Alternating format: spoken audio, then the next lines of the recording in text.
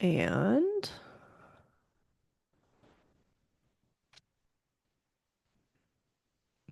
okay, cool. Let's dive straight in. We've got a lot to cover today. So I'm going to be talking a mile a minute just to warn you.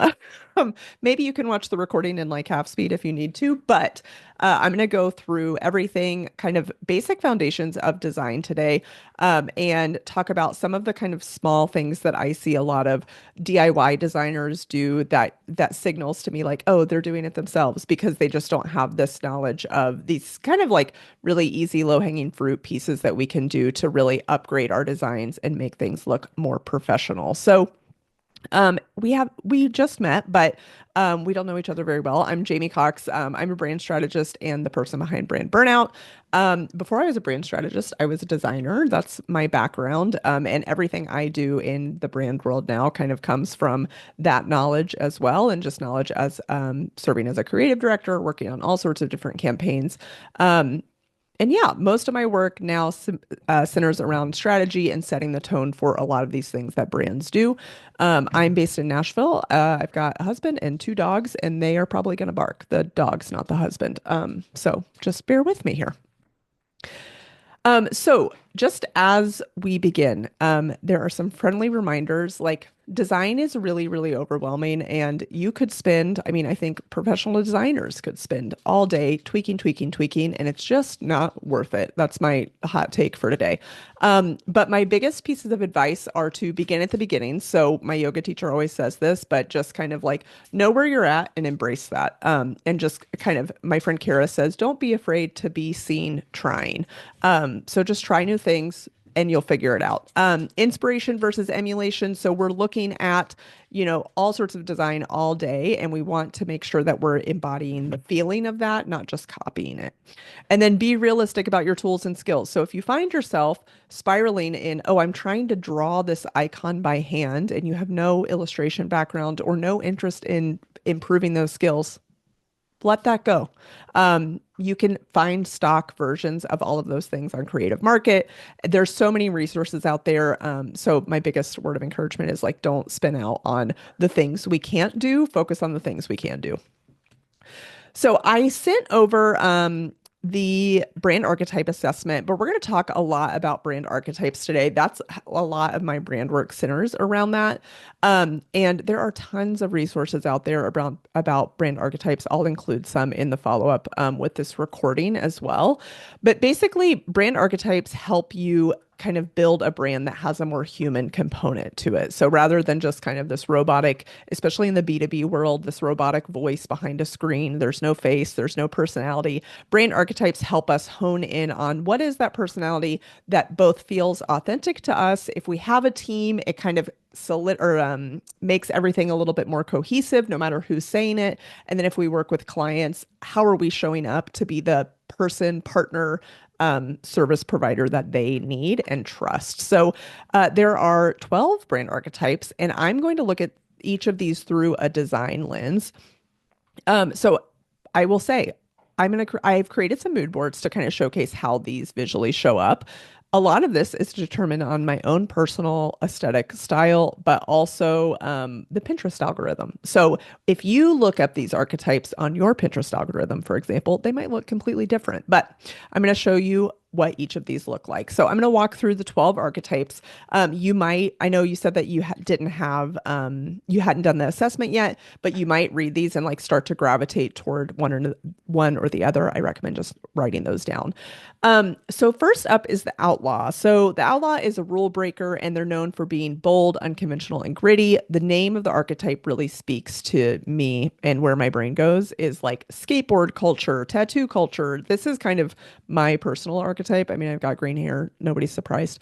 So I've created this collection of graphics here that you could call a mood board if you want, that features more of these like bold, bright colors, big type, big kind of statements, and lots of movement. So more of these like hand-drawn elements that don't really fit a mold, but kind of go outside of any sort of conventions.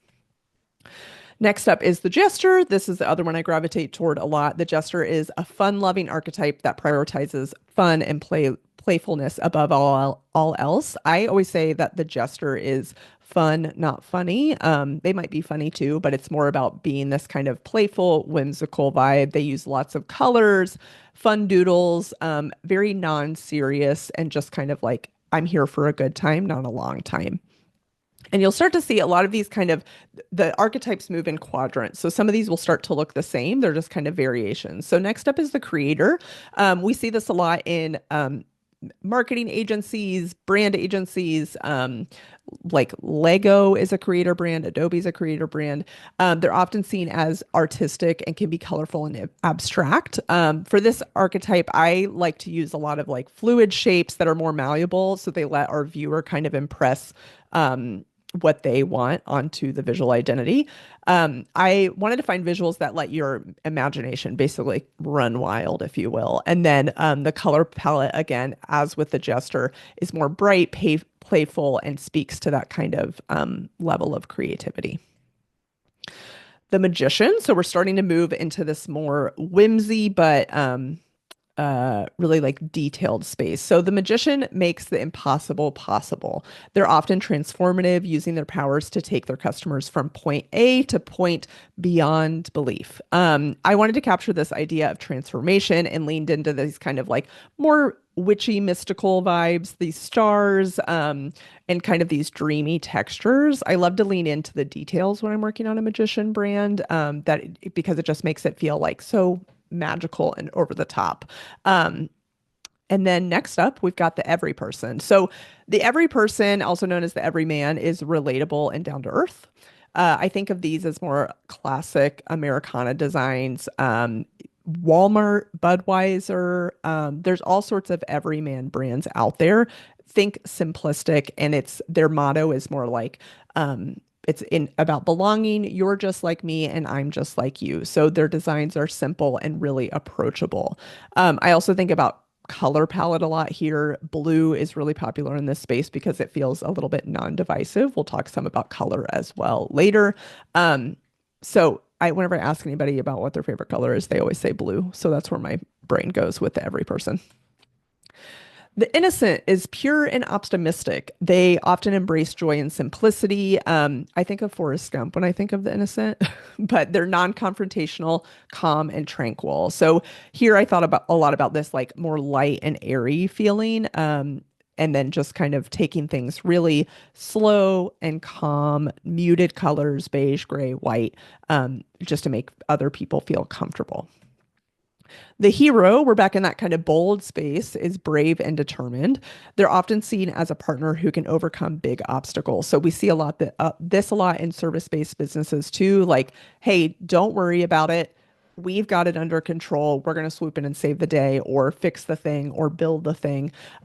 You see this a lot in consumer brands like Nike as well. So these kind of bright colors, powerful imagery, and then these big bursts of, type, movement, all sorts of different elements interact together to bring this really powerful image. Next up is the caregiver. We see this a lot in nonprofit world, but also in this kind of luxury space, which we'll talk some more too. But I think of like creature comforts when I think of the caregiver. So like an old friend, clean sheets, or the warm sun. So really gathering this sense of warmth, and just kind of earthy wholesomeness in this caregiver space. We also see this a lot in beauty brands, nature specific. So for example, if you work in like I said, with a lot of nonprofits, or even in like the the environmental space, you might see this caregiver brand show up a lot. The sage is wise and reflective. I see this with a lot of my clients who are in more technical roles and fields. So, for example, I just worked with an accounting firm, and they are part of the sage archetype. They have a few different things going as well. But really thinking about the details again, similar to the magician, and then translating like information into visual pieces. So I wanted to lean into this warmer color palette, used green because sage green, that's where my brain goes. And then the warm palette just kind of reminds me of like a reading nook, or a library in some way. The lover, we're almost through these. Is usually luxurious with lots of like flourishes over the top. We see this in a lot of luxury brands, beauty brands, any sort of like even we see some femtech brands go this way as well. But here I leaned into this kind of different approach that's not so girly, but it's got a little bit of different like spunk and flair. So we've got these pink elements that feel a little bit more feminine, these kind of scripty typefaces, illustrative imagery. Um, this is like the opposite of my aesthetic, so it's kind of hard for me to pull this together, but it just feels very like luxe and like you see this a lot in more expensive brands. Next up is the ruler. The ruler brings order to chaos. This is also one I see a lot with service providers. So if you are structured, if you follow a structured process, if you're trying to get your clients to follow a structured process or they feel a little bit chaotic, the ruler is a great brand archetype to lean into because it feels really organized. It feels very comfortable, and it feels structured, but it also feels sophisticated. We see a lot of elegant like flourishes like gold pops, maybe a little bit of script, but we're mostly going for clean lines, really straightforward. We see this a lot in brands that are luxury brands like Rolex, for example, or first to market. So that are setting the tone for kind of the rest of the brands. Starbucks is actually sometimes considered a ruler brand. So I focused a lot here on like cleaner lines, classic typefaces, but keeping everything really legible, sophisticated, elegant. And then finally, we've got the explorer, which is an adventurous and highly independent archetype. So we see this a lot in outdoor brands. If you work with preservation companies, for example, or in outdoor gear, you might see this. But it's also all about exploring new ways of doing things, new paths, new opportunities, and kind of getting off the beaten path. So this is similar to the outlaw. The outlaw might go carve its own path. The explorer really takes just the road less traveled. So leaning in here to more earthy green tones, warm graphics, and I want to make sure that this still feels fun and vibrant and with my personality. Okay, so we're going to go through some of these in different versions to spot the archetype. I will share where my head at is in each of these. So I kind of just pulled some imagery. This to me is reading maybe outlaw. It's getting a little bit off the beaten path, but it's almost leaning more into that explorer archetype because it's got that more outdoor imagery, but it also has some of these simple typefaces that could be everyman. So you're starting to see how these archetypes can blend together to create something new. Next up, this one really just reads the sage to me. It's got this more like editorial style, lots of detail, and then kind of these nods to archival sort of elements that start to feel a little bit more researched, historic, and just again in depth and detailed. Next up, this one I thought was a little bit of a mix of a few things. So we've got these fine details, but we've also got these really clean lines. This could be maybe the sage. It could also be the lover when we start to bring in these rich tones that are pulling things together, making people feel like indulgent in some way, and just embracing that luxury. But also we've got straight lines, ruler, we've got some detail elements, sage. It could be a mix of all of these things. We've got this colorful mix, which I see as a mix of the jester, very playful, but also these little details kind of make it more feel more magician. These bright colors, you might see it as outlaw, or just kind of this cohesive, playful vibe, you might see it as a creator. And then finally, we've got this version that is a mix of maybe the magician and the lover. So more of these detailed elements, but also this holographic sort of print style feels like magic. And then we've got kind of those illustrative little luxurious touches that make it feel a little bit more indulgent. So those are the archetypes. I'm going to move into talking about typography because I know that's one that people get hung up on a lot. What do we do? There's so many options. Where do I find type? We're going to cover it all. So, in the world of typefaces, there are different design characteristics that make up type classification. So, we're going to talk about each of these: sans serif, serif, and script. And once you know these words, any designer you talk to is going to be like, wow, this person knows what they're talking about. So sans serif typefaces, these are kind of straightforward type. They don't have any of the feet, for example.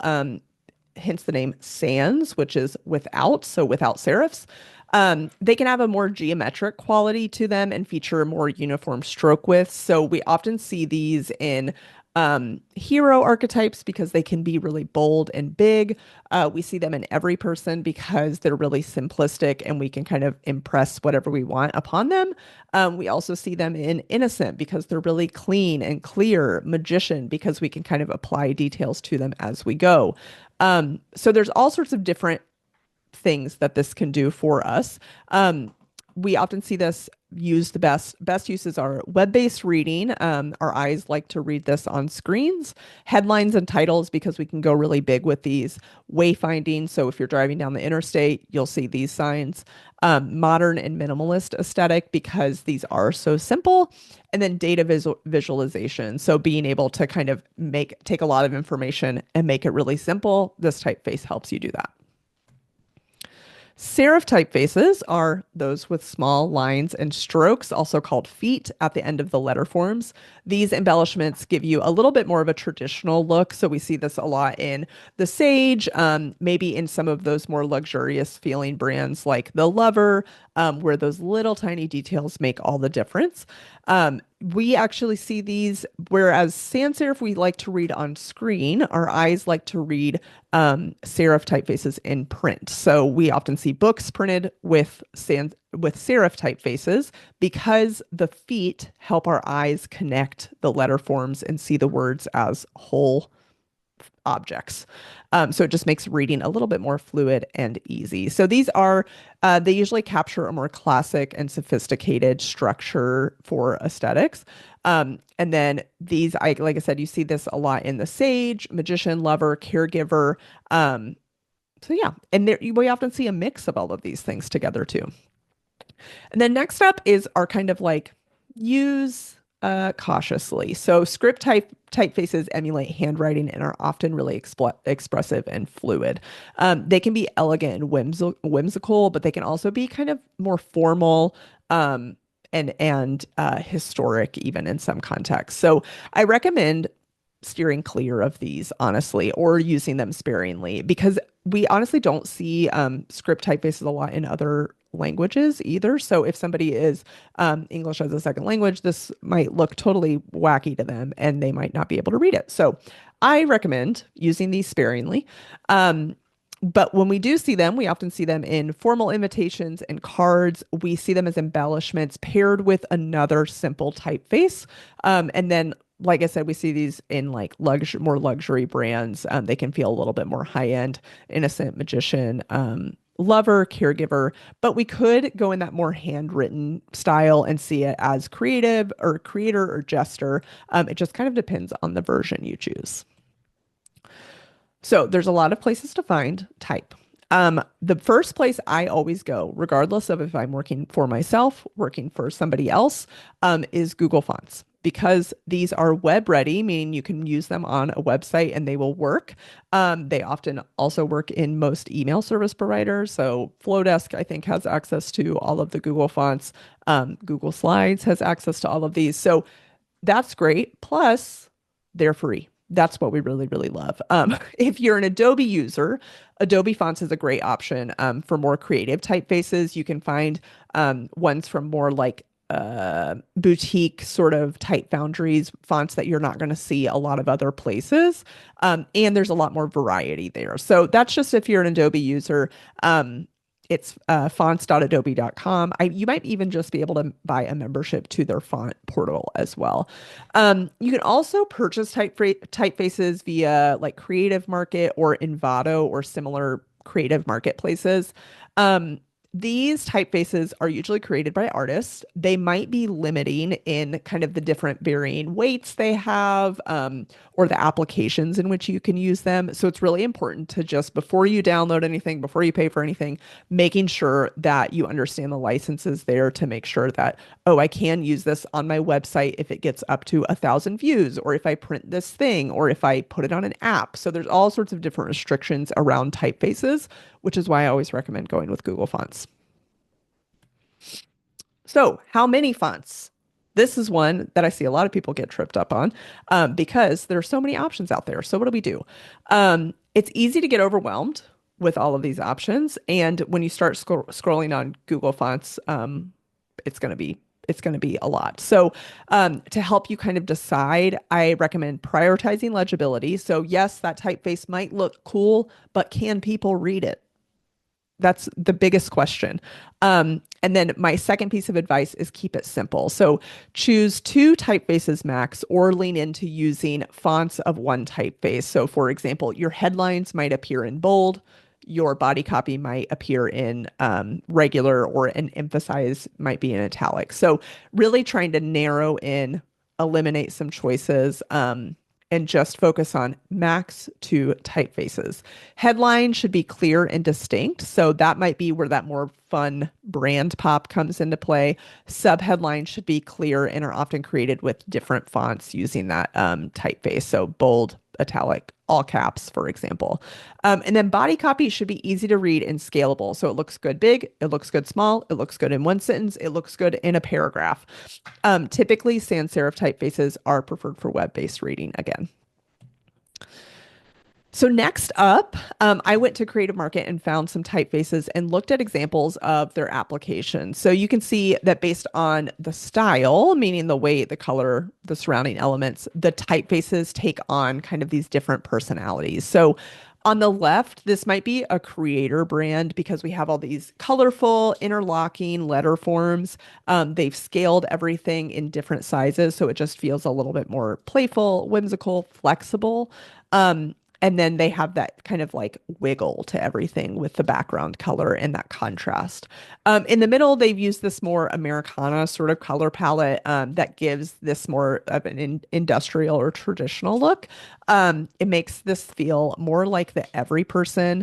It feels really accessible and approachable, but also still has that little bit of like zhuzh in it that makes it more interesting.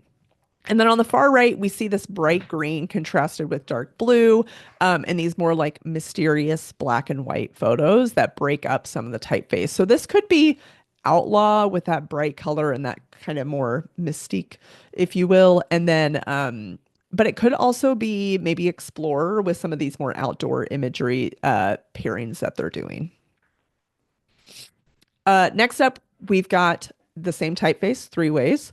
On the left, we've got the innocent. So paired with some florals, even though it's in all caps, it's just kind of like really clean, really calm, really wholesome, if you will, paired with those florals and those details that just make it feel a little bit more feminine. In the middle, I would call this the every person because it's paired with this kind of bold, I think that's Cooper Black typeface that just makes it feel a little bit more rooted, a little bit more approachable, and just kind of like clean, not too high end. Just, I get it, it's every person. It feels welcoming. And then on the right, we've got this more minimalistic approach paired with this kind of simplistic image, lots of white space with black text. This might be the ruler. So a few more examples here, just to kind of nail this point home. So this is the same typeface repeated three times, and then how I'm looking at it from an archetype's perspective. So design isn't black and white. So you might look at these and interpret them completely different. But we've got this typeface. I'm seeing it as because it's got this like italic slant. It's very big, bold, this contrast between black and white. It feels a little bit more hero, like coming in, save the day, lots of movement, lots of energy here. Next up, we've got this like bright typeface on this green natural background. This makes me think of the Explorer because of that kind of natural element, but it could also be with these like that little U lifted up and just that movement that's included. It could be more in the creator or even the gesture field as well. And then finally, we've got this version of it, which paired with this big mountain imagery, these more scenic landscape. This feels more explorer to me, but it also has this dial like scroll text treatment that kind of feels like navigation or like a speedometer that gives that kind of explorer feel. All right. Now we've talked about type. That's usually the number one question I get from folks that are building something, or what font do I use? Or what fonts are cool right now? And it really depends on what type of personality you're going for your brand. The second question I always get is, what colors do I know how to use? And so color is inherently divisive. There are positive and negative associations with colors, and it's hard to escape them. So it's important to like be aware of what these colors could mean. Color psychology is kind of pseudoscience, but you can't escape the fact that the brown looks like the poop emoji. Like that's just a fact of our life. We use the poop emoji and now we think of that. So there's definitely a cultural influence on color. And then also in different countries, that cultural influence might be different. So, for example, traffic lights are red, yellow, and green, but I think somebody told me in France they are flipped around, like the order is flipped around. So anyway, there's just all sorts of strange things that impact the way we see color. Um, so we often associate yellow with like slow down, red with stop, and green with go. There are examples of this everywhere. I've listed some of these here. So green, positive, nature, refreshing, but then on the opposite end, it could be associated with sickness or envy. And then if we go, purple is a very divisive one that I find whenever I use purple in a color palette with a client. Um, it's they either love it or hate it. So it can be kind of associated with illusion, deception. It's also maybe um, just a little too feminine for some people. But it also is associated with this luxury, magic, spirituality. So it just depends on what kind of your business is doing and what you want to portray. Um, when in doubt, black and white are always a classic pairing, though depending on how they're treated, they might not be too exciting. So maybe you bring in a little bit of a pop of something else in there as well. Um, and then so let's look at red and green a little bit closer. So what this was like one of my favorite examples. There was a poll that went around, I think it might have been in the New York Times, and they had buttons like vote in this poll, yes or no, but the button colors were flipped. And so a lot of people voted for the like wrong thing because our brain just went, oh, red, that button is no, but really it was yes. So because we associate red with stop, we might think no. So it's important to think about our color choices in that way as well. And then another reason color selection is important is because it's going to tell your readers, viewers, followers what to look at. So there's this level of hierarchy that we want to make sure we really focus in on when we start to incorporate color into our brand. So this big headline might be the important thing we want people to see, but because that red, orange color below it is brighter, and there's more contrast there between the background, that's probably the thing we're going to read first. So if I was doing this, I would probably flip those around. Even though that typeface on the bottom is smaller, it's the thing my brain goes to and reads before the big important stuff. So digging into our archetypes and color, you've actually seen these color palettes paired with the archetypes above. So I'll just walk through what these are. These kind of more vibrant hues, these colorful pops, I think more creativity, fun, energy. These might be the creator, the jester, maybe the magician, maybe the outlaw, even depending on what kind of direction you take the outlaw and how you interpret it. These more greens, golds, these kind of calmer, more natural palettes. They even get a little bit muddier, but in a great way. I think of the sage because green, obviously, but I also think of the explorer, that more nature element, the ruler, because it is kind of more monotone and just simple and organized. And it just brings this sense of like peace and calm and structure. And now you're probably feeling, oh my gosh, there's so many colors. What do I choose? How do I find a color palette? Don't worry, I've got you. There are lots of great color palette generators out there that you can play with. The two I recommend the most are Coolers and Adobe Color. Both serve different purposes, but are invaluable for color exploration. So with Coolers, you can find a color you like and lock it. So it actually just does a kind of random cycle, and then once you find a color, you lock it, and then you can select what type of color palette you want, for example, monochromatic or contrasting, and it will generate more colors around that. So you can actually build a pretty cohesive color palette here without making any edits. And it also generates the hex codes. You can expand each of these and get like the lighter and darker versions of them. So it's a really, really robust tool that I absolutely love. I use it regularly. And then with Adobe Color, you can explore color based on trends. You can build color palettes based on different types of palettes, like lichen coolers, monochromatic, analogous, for example. Um, you can also choose color palettes based on an image, so or a specific inspiration. So if you go onto Adobe Color, which is a free site, you can get on there, type in luxury, for example, and it will bring up a bunch of images that kind of fit that bill. And then you can find the color palettes based on those images. So I really, really love it. If you find a great image on um, Pinterest, for example, too, you can always pull that into Canva or whatever tool you're using and sample color as well to pull together a great color palette without much thought. So, design principles. So, these are those things that I mentioned that I see a lot of DIY designers get wrong. And there's just some small tweaks we can make to elevate everything we do and just really hone in on the details to make it look like a professional did it, even if they didn't. Um, so, rules of thumb here. These are the things I'm always telling people. The logo probably doesn't need to be bigger.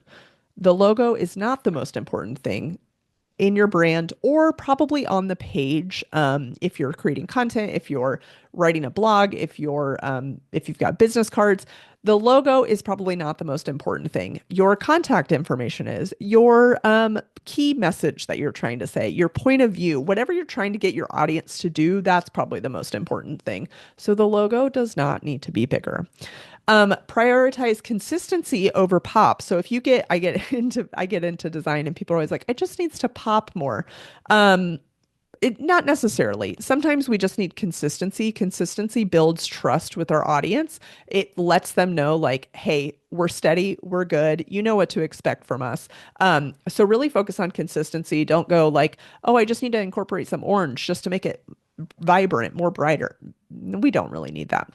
And then finally, look in the mirror, take one thing off. Less is more in most design approaches. So if you find yourself, I'm going to just sprinkle in a third typeface or an extra color, take it off. Just chill. All right. So the biggest thing when we're designing, whether we're designing in Adobe or Canva or Word, I don't know, wherever you're spending your time designing your elements, there are tiny, tiny details that are going to make all the difference. So things like alignment, typesetting, hierarchy, balance, negative space, and consistency are going to elevate all of our work exponentially. So I really encourage you to take 5 minutes to check these sort of details. So first up, we're going to look at alignment. This is simple, just social graphic of something I created. And then we've got this image, headline, text, and logo. And it's like, yeah, this is fine, but we kind of got all over the place. So we've got our image over here, our headline over here, our body copy down here, our logo to the right, and it's just kind of all over the place. And when our eye is reading it, we're having to jump over here, over here. We're going this back and forth pattern. So we really want this to be easier on the eyes. So instead, we can actually center align everything and just make it easier to read. And yes, that seems obvious to some people, but maybe not to others. So this is what that looks like when we simplify. So now instead of our eyes going back and forth, we're just looking straight in the middle of the page and kind of capturing, like taking it all in as we scan. And then next up, we've got letterhead. I'm not sure if anybody in the world uses letterhead anymore, but this is a good kind of typesetting lesson anyway. So first up, justification. So I talked about alignment and I said, why don't we center things, make it easier? When it comes to text, though, centering is not always better because of the same thing we talked about. So when I'm reading this, my eye has to jump in and out as I kind of go across the page, back over, across the page, back over, and that what's called the rag, which is the way the type lays at the end, gets a little bit crazy. So it's this wave at the end and at the beginning. So my eye is having to jump back and forth. It's really tiring. So instead, focus on left aligning. Your brain knows exactly where your eye needs to go to start the next line or sentence. There's a lot less fatigue in reading that way. There's a reason books aren't center aligned like that. So this letter is already looking much better, much cleaner. But then we have this kind of just one word at the bottom, and this is a telltale sign of somebody didn't pay attention to the details. We've got this one word just hanging out here at the bottom, which again, it's tiring for the eye to go back to just read one word. So instead, we can add, you can see kind of the lines here of, and now we got to jump all the way back. So instead, we can add a hard break to bring some additional words down and just make everything feel a little bit more consistent, and make the juice worth the squeeze, if you will, when our eyes have to jump back to read one, two, three words. Don't do this with websites. This is the most important thing on widows. So if you add a hard break on your website to kind of get your words down, on mobile in any sort of different breakpoints, you're going to add that same hard break. So do not recommend worrying about widows when it comes to designing your website, only in print, because in digital, it'll look all sorts of weird.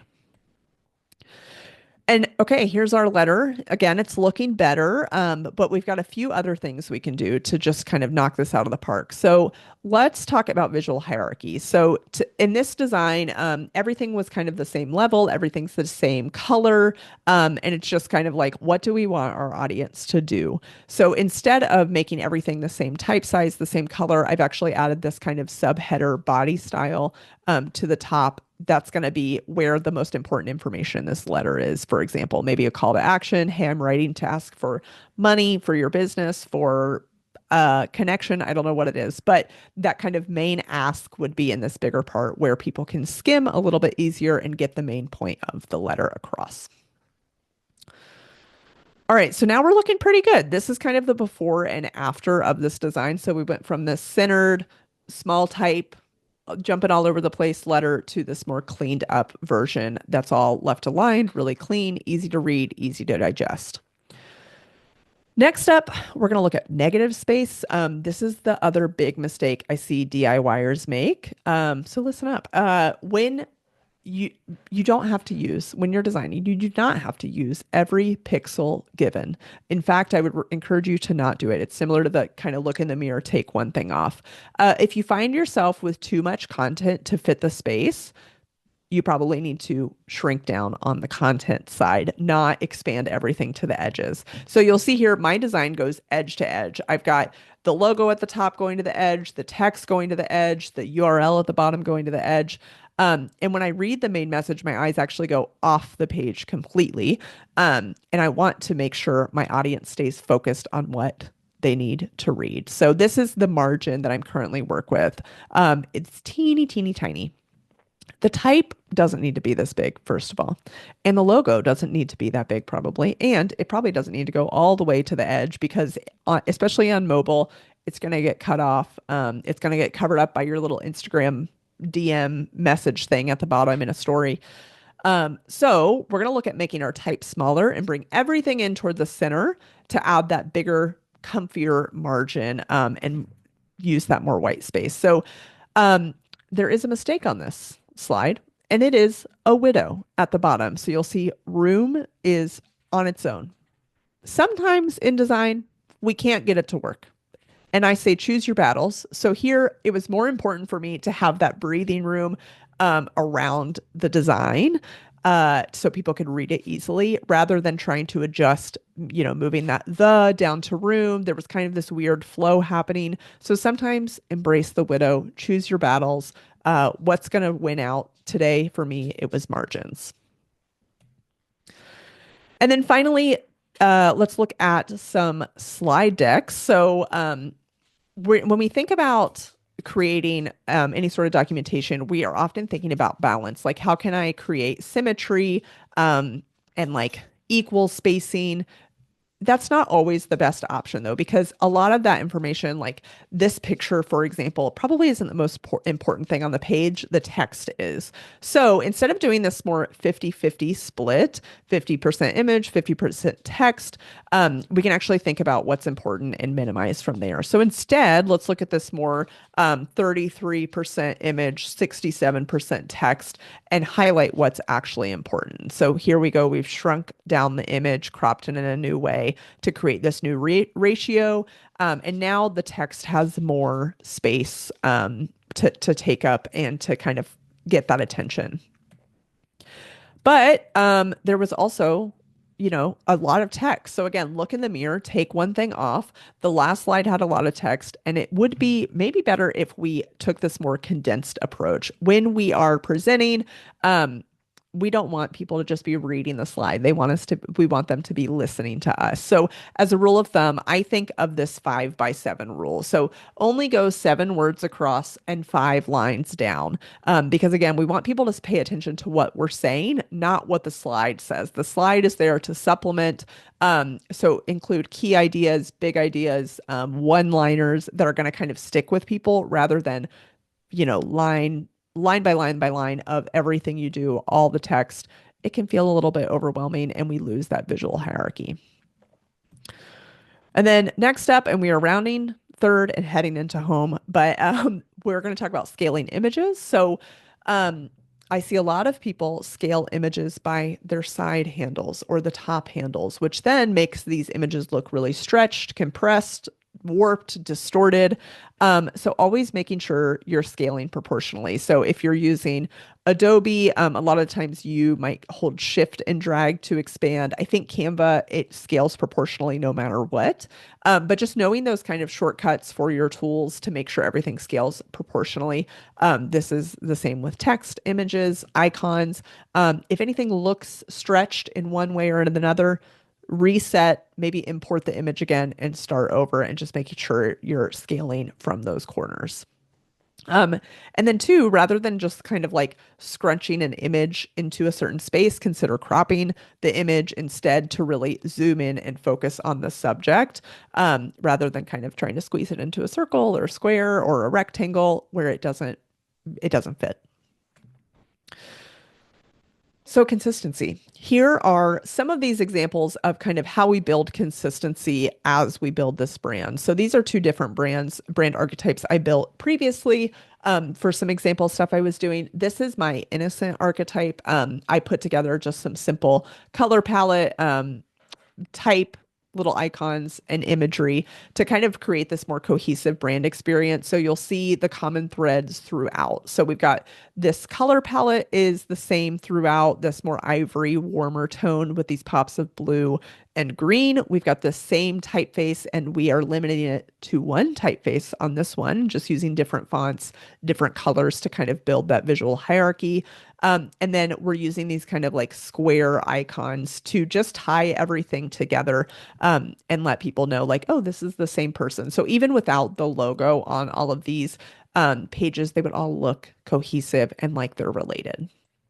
And then next up, I did this version for the Outlaw. So I've created those same elements, but reskinned them, if you will, to kind of look more in that Outlaw archetype. So we've got the same elements, the layouts, color palettes, imagery, typography, make all of this feel more cohesive, but completely different than the version we just saw. So just think about how you might reskin some of the templates even that exist already out there. The templates work for a reason in Canva, but how could you reskin them with color type to make them look cohesive to your brand, and that brand archetype that you want to portray? And that is, I told you I was going to talk a million miles an hour, and I did. So I'm here to answer questions if you have them. And if not, I have been recording this and I can upload it afterward. And we have brand office hours in May, and you're more than welcome to stop by and ask questions then.